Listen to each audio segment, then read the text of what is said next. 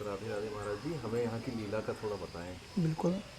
बोली वृंदावन बिहारी लाल की, जय हो। यमुना महारानी की, जय हो। गोपेश्वर महादेव की, जय हो। रासस्थली बंशी बट की। जय हो। देखिए, ये जो वृंदावन है इसका एक ही मतलब है रास। भगवान की अगर कोई सबसे श्रेष्ठ लीला है तो वो है रास। और भगवान प्राप्ति की कोई जगह साधन है तो वो है रास। और ये सभी है का जो मुख्य स्थान है वो है बंशी बट। वृंदावन सो वन नहीं, नंद गाँव सो गाँव, और बंशी बट सो बट नहीं, कृष्ण नाम सो नाम। इन चारों के अलावा पांचवा कोई नहीं इन चारों के बराबर हो, उनमें से ये बंशी बट है। भगवान यहाँ नित्य बंशी बजाते हैं।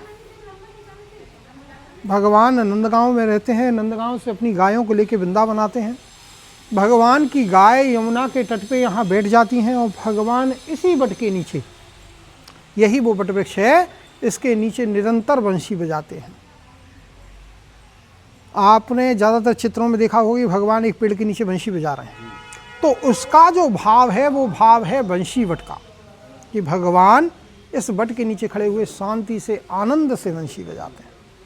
पर भगवान नित्य तो बंशी यहाँ बजाते ही हैं, पर अश्विनी मास की पूर्णिमा, जिसको हम बोलते हैं शरद पूर्णिमा, बाद दिन की रात को भगवान ने यहाँ ऐसी बंशी बजाई जो त्रिलोक मोहिनी। भगवान पिता रात्रि शरदोत्त फूल मल्लिकम भीषणंत मनश्चक्रे योगमायाम शुपाश्र।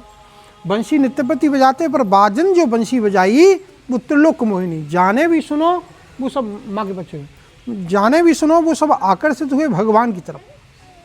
ब्रज ब्रज की 84 ब्रज की गोपी ऐसी मोहित भई कि उनके सांसारिक संबंध टूट गए और सब गोपी यहाँ। जब सभी गोपियाँ आई तो भगवान बोले, स्वागतम महाभागा किम करुणा पिया पीवा। हे गोपियों, आप सभी का स्वागत है, पर यहाँ क्यों आई हो? तो सब मिलकर बोली कि प्रभु, हमने 1 वर्ष पहले माँ कात्यायनी की आराधना की और माँ कात्यायनी हमसे प्रसन्न हो गई, हमसे कहा वर मांगिए। तो हमने क्या वर मांगा?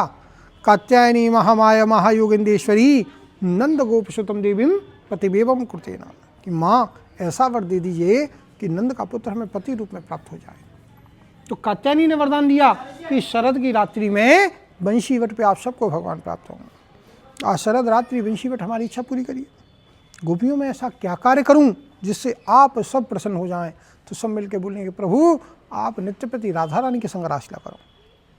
आज हम सबकी इच्छा है, सभी को हाथ पकड़ो, महारास की लीला करो। भगवान ने यहाँ योग माया को, भगवान पिता रात्रि योग माया में शुपाश्रित योग माया को आह्वान किया और योग माया ने उतने ही रूप दिए जितनी गोपी हैं। कितनी गोपी हैं? गोपिका शतकोट भी, 100 करोड़ गोपियाँ। गोपिका शतकोट भी रासलीला भविष्यत बंशी रव समाकीर्णम बंशी बट नमोस्तुते। 100 करोड़ गोपियाँ और 100 करोड़ भगवान। पर उन 100 करोड़ गोपियों में कोई गोपी ऐसी नहीं जो दूसरी गोपी के भगवान को देख पा रही हो। आज हम सबसे ज़्यादा सुंदर हैं, सबसे ज़्यादा भाग्यशाली हैं। आज सब गोपी अकेली हैं, पर श्याम सुंदर मेरे पास है।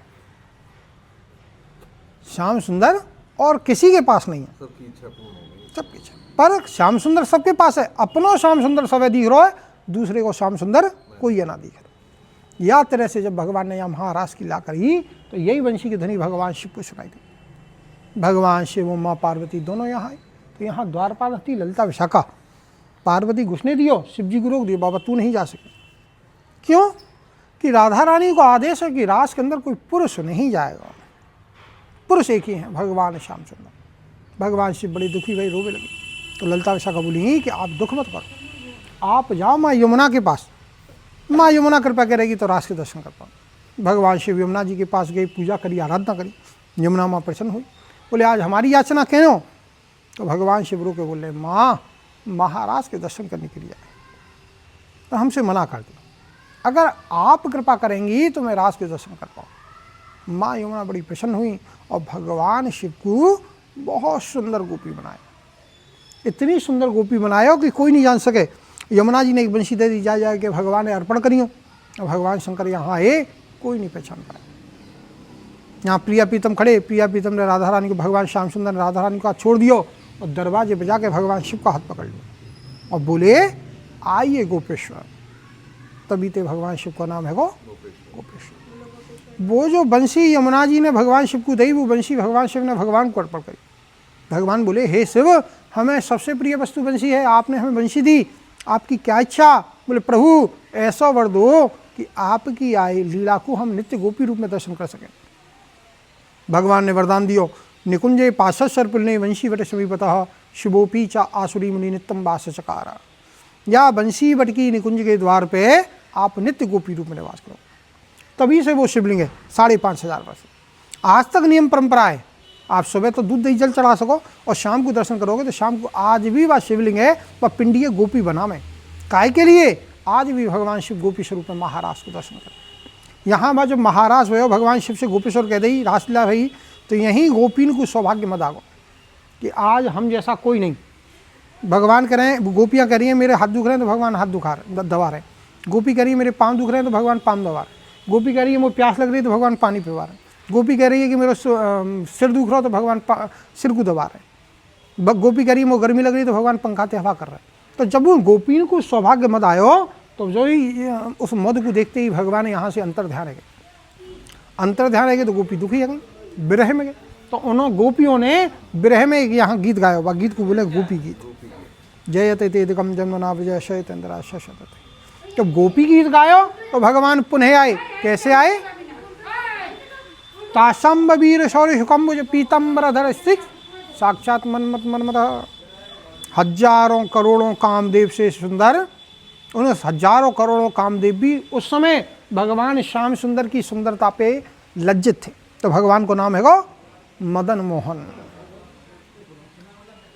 मैया मोरी मैंने ही माखन खाया, भोर बहे गैयन के पाछे मधुबन बोई पठाया, 4 पहर बंसी वट वट के सांस पे गया। भगवान नित्य आज भी यही वट के नीचे बंसी बजा में आज भी भक्तन ने या वट वृक्ष में से बंसी की, नूपुर की, मृदंग की, ढोलक की सुनाई दे। एक बंशी वट जो भांडीर वन की तरफ है वो अलग बंशी वट है। भांडी वृंदावने बटे बंशी, बंशी वट बस वृंदावन में है। बाको नाम है श्री दामा वट। वहाँ एक संत है, उन्होंने जबरदस्ती उसको बंसी वट वो बना रहे हैं। बंसी वट वही है जहाँ भगवान शिव गोपी रूप में है। और सबसे बड़ी श्रेष्ठता वृंदावन बस रासस्थली है। वृंदावन रास रचायो शिव गोपी रूप बनायो, बंसी वट कियो बिहार जपे जा राधे राधे। अगर रासस्थली कोई है 84 कोष में तो बस वृंदावन है। वृंदावन में कोई भी स्थल पौराणिक नहीं, अगर कोई भी मंदिर पौराणिक नहीं, पौराणिक है तो वो बस 2 ही स्थान हैं, बंसी वट और गोपेश्वर। जाके अलावा जितना वृंदावन है वो व्यक्ति विशेष को बनाए हो।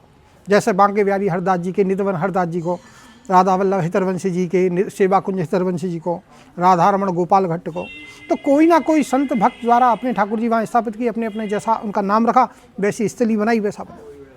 पौराणिक नहीं, सभी 500 वर्ष पुरानी, लास्ट 500। बंसी वट और गोपेश्वर एक ऐसे हैं जो 5,500 वर्ष से आज तक हैं। इनको किसी ने बनाया नहीं। उस समय जब महामाया का प्रादुर्भाव होना था इस भूमि पर तो भगवान बोले कि आप चलिए, हमें जाना है। तो महामाया करिए ततनत वृंदावन ततनत गोवर्धन ततनत बंशी वट तत्व जाए। मैं ऐसी जगह कैसे चली जाऊं जहां वृंदावन ना हो, जहां यमुना ना हो, जहां गोवर्धन ना हो, जहां बंशी वट ना हो। भगवान ने गोलोक में ये चारों को आदेश दिया, ये चारों इस भूमि पे आए।